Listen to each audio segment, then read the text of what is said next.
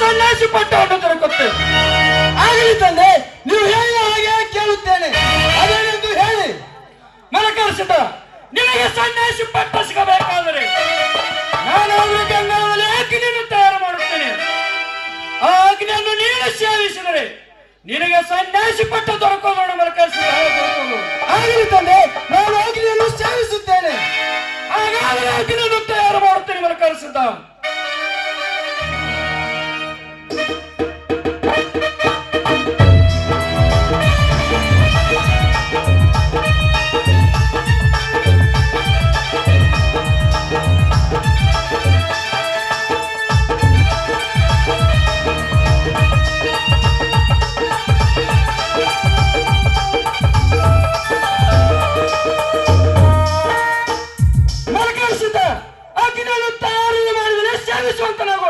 ಆಗಲಿ ತಂದೆಯವರೇ. ಗುರು ಸೋಮಲಿಂಗೇಶ್ವರ, ತಂದೆ ಅವಾಗ ಶಿಷ್ಯೇಶ್ವರ, ನಾನು ಮಾಡುವ ಕಾರ್ಯಕ್ಕೆ ಸಹಾಯವಾಗಿರಿ. ಜೈ ಗುರು ಸೋಮಲಿಂಗೇಶ್ವರ.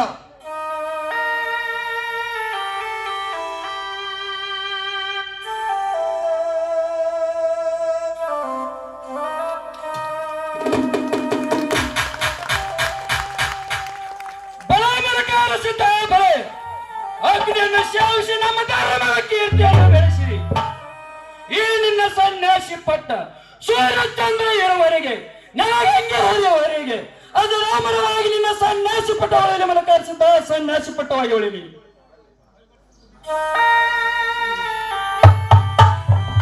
ಧರ್ಮರೇ, ಇನ್ನು ಮೇಲೆ ನನ್ನ ಗತಿ ಹೇಗೆ ಧರ್ಮರೇ? ನನ್ನ ಗತಿ ಹೇಗೆ ಧರ್ಮರೇ? ನಾನೇನು ಮಾಡಲಿ? ಸಂಘದೇವಿ, ನೀನೇನು ಚಿಂತೆ ಮಾಡಬೇಡ. ಸಂಘದೇವಿ, ನೀನೇನು ಚಿಂತೆ ಮಾಡಬೇಡ. ನಿನಗಾದರೂ ಚಾನ್ಸ್ ಕೊಡ್ತೀನಿ, ತೆಗೆದುಕೊಳ್ಳುವಂತರಾಗು. ಧರ್ಮರೇ, ಏನಾದರೂ ನನಗೊಂದು ನೆವ ಹೇಳಿ ನನ್ನ ಮನಸ್ಸಿಗೆ ಶಾಂತಗೊಳಿಸಬೇಡಿ.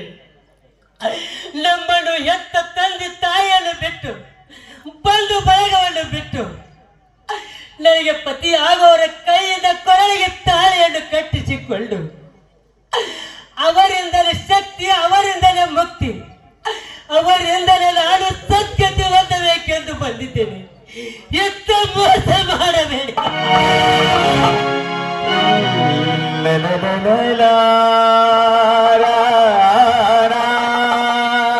ಸಂಘದೇವಿ,